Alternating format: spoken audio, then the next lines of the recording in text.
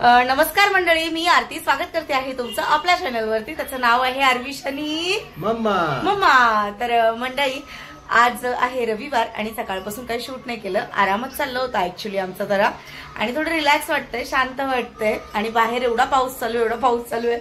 दिवाळी आहे तरी पाऊस कमी नाही असं. तर दिवाळी तर झालेली आहे, तर मी भाऊबीजचा व्हिडिओ बघितला, खूप छान छान कमेंट्स केले, त्यासाठी खरंच थँक्यू सो मच. आणि मला खूप जास्त म्हणजे डीएम आले आहेत कमेंट्स पेक्षा की आरतीताई तू माहेरी नाही गेली का असं, भाऊबीजसाठी तू गेली का नाही, असे प्रश्न येतात मला. तर भाऊकडे गेली नाही कारण भाऊ आहे इगतपुरीला, आणि इगतपुरीला न जाण्याचं कारण माझ्या ऑफिसला सुट्ट्या नाहीयेत. मी तुम्हाला पहिलेच सांगितलं की मला 5 दिवस सुट्ट्या होतात आणि 5 दिवस मी इथेच होती. घराची साफसफाई, त्याच्यानंतर फराळ, शॉपिंग, मग दिवाळी सेलिब्रेशन, भाऊबीज, पाहुणे, याच्यामध्ये माझे 5 दिवस निघून गेले. मग आता मला ऑफिसला सुट्ट्या नाही आहेत, आणि काही लोकांना असं वाटतं की माझं माहेरच्यांशी पटत नाही, असं नाही तसं नाही. तर हे बघा, असं अजिबातच काही नाही आहे, माहेरच्यांशी पटत वगैरे नाही. आपले घरचे असतात, आपली माणसं आहेत. थोडं म्हणजे मला तर माझ्या घरच्यांसोबत माझं काही झालेलं नाही, आम्हाला आमचं माहिती आहे.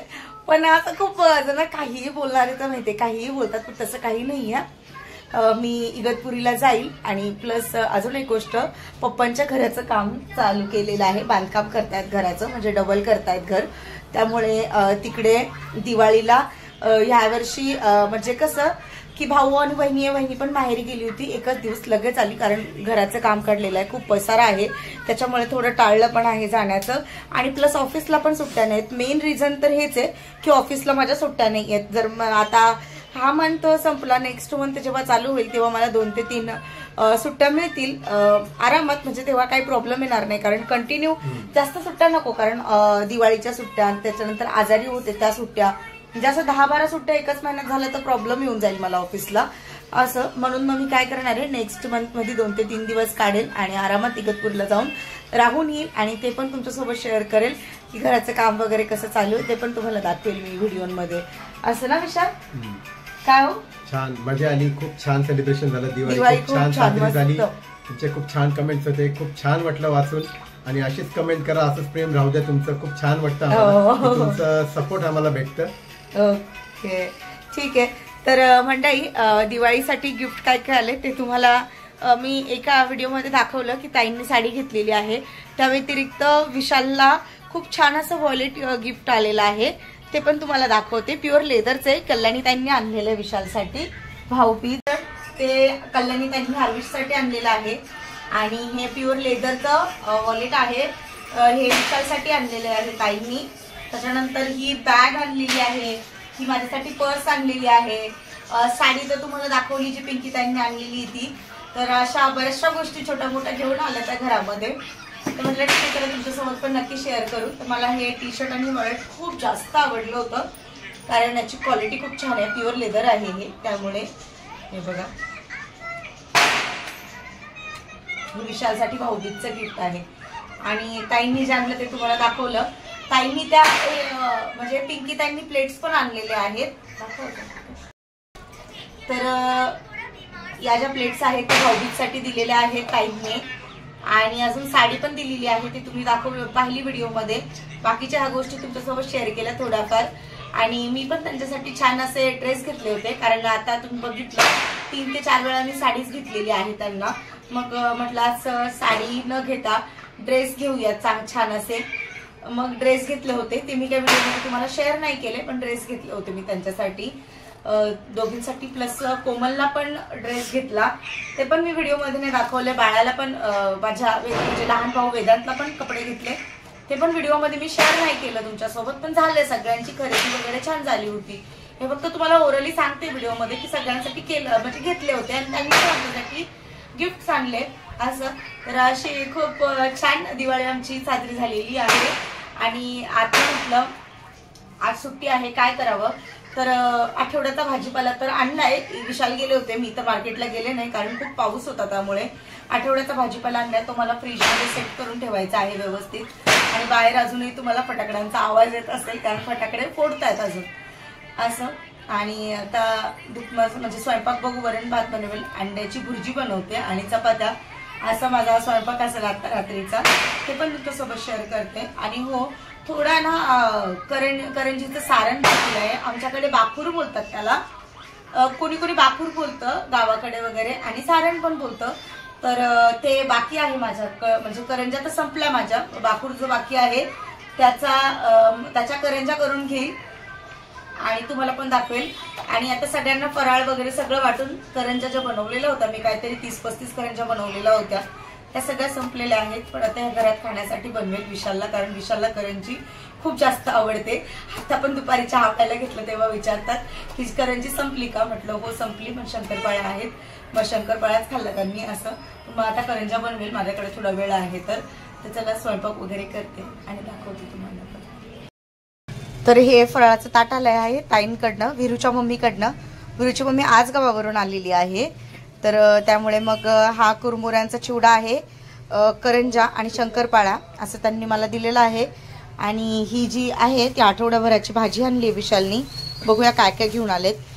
मटकी आहे, त्यानंतर ही मेथीची भाजी आहे, इकडे अजून काय शेपूची भाजी आहे, त्याच्यामध्ये वांगे आहेत, फ्लावर दूध आहे, धरावं असं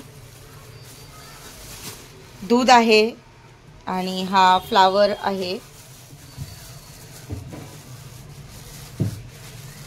हे ग्रीन पीस, इकडे ही अंडी आहेत, आणि हा हिरवा मसाला.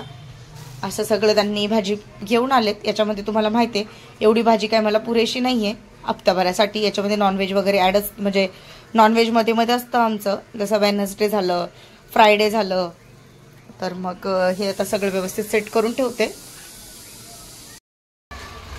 ही आणलेली आहे रिमोटची कार, लाईट्स पण आहेत त्याच्यामध्ये. हे अडकली तिकडे बघा, खेळतय कोण, विशाल. आता आरविश खेळ.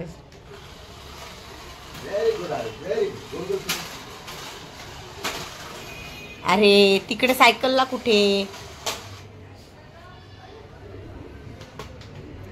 चल.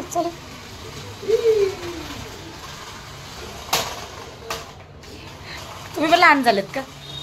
भारी मजा येते, कार खूप मजा येते. हे स्वयंपाक, अंड्याची भुर्जी, वरण आणि चपाती. विशाल पण जेवायला बसलेले आहेत. खूप भूक लागलेली आणि मस्त झाले स्वयंपाक. अंड्याची चटणी, डाळ, चपाती खूप छान झाली. आरवी पण माझ्यासोबत जेवण करते, आरवी आहे सर्वांना जेवण झालं. हा, आणि इकडे साऊथ मूवी लावल्या विशालनी. आय डोंट नो नाव काय आहे, काय लीडर नंबर 1. अच्छा, मी पाहिलेलं नाही अजून, बघते काय स्टोरी आहे ते. असं संडे असलं का छान वाटतं ना विशाल, जेवण, पिक्चर. साऊथ मूवी बघायला तर खूप छान वाटतं, कारण त्याच्यामध्ये ऍक्शन खूप. मंडळी, आमचे जेवण वगैरे झाले, भांडी घासली, पाणी आलं होतं, घरातलं सगळं आवरलं, भाजी साफ करून ठेवली, आठवड्याभराची जी होती ती तुम्हाला दाखवली व्हिडिओमध्ये. आणि आरविशला झोपवलं खरं तर, कारण दिवसभर झोपला नव्हता, खेळतच होता तो, त्याच्यामुळे मग त्याला पहिले झोपवलं.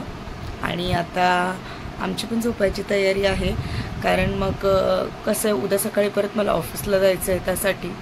आणि ऑफिस असल्यामुळे माझं रुटीन खूप बिझी आहे मंडळी. एकतर ऑफिस, घर, मला सगळे बोलतात ऑफिस काय करते, पण खरं सांगू मंडळी या दोन्ही गोष्टी सांभाळणं खूप जास्त कठीण आहेत. ज्या वर्किंग वुमन असतील त्यांनाच माहिती आहे की घर, ऑफिस आणि घरातली सगळी कामं, जबाबदाऱ्या पार पाडता अक्षरशः ना, म्हणजे असं धमजाक होते अक्षरशः, एवढं माणूस थकतं. आणि त्याच्यामध्ये तर व्हिडिओ पण आहेत, व्हिडिओ एडिट करायचे, पोस्ट करायचे, या सगळ्या गोष्टी. त्यामुळे खरंच खूप थकल्यासारखं होतं, डेलीचं शूट करायला मिळत नाही. आणि ठीक आहे चला, दिवसभर ऑफिसमध्ये असते, संध्याकाळी काहीतरी प्लॅन केलं असतं, संध्याकाळचं शूट केलं असतं. पण मग त्याच्यात काय होतं आहे की संध्याकाळी विशाल ऑफिसला असतात आणि मग मी एकटीच घरात असते, मग समजत नाही की कंटेंट काय द्यावं, व्हिडिओ कसा शूट करावा, या सगळ्या गोष्टींचा प्रश्न पडला असता. डेली तर तुम्हाला रुटीन नाही दाखवू शकतं संध्याकाळी काय कामं करते ते असं. आणि सकाळचं पण फिक्स असतं, भाजी चपाती वगैरे बनवायचं, सकाळचे कामं पण तुम्हाला तर शेअर केलेले आहेत या आधी पण व्हिडिओमध्ये, म्हणून मग असं मला पटकन नाही का म्हणजे काय व्हिडिओ काय करू असा प्रश्न पडतो आता कधी कधी. ठीक आहे, तर मंडळी खूप मला DM आले होते, त्याचं आन्सर मी व्हिडिओमध्येच दिलं. आणि ठीक आहे, तुम्हालाही साहजिकच प्रश्न पडला असेल की आरती भाऊबीजला नाही गेली का. तर माझं माहेरच्यांशी काही झालेलं नाही आहे, काही वाकडं वगैरे काही झालेलं नाही आहे, काही भांडण नाही आहे, काही नाही आहे.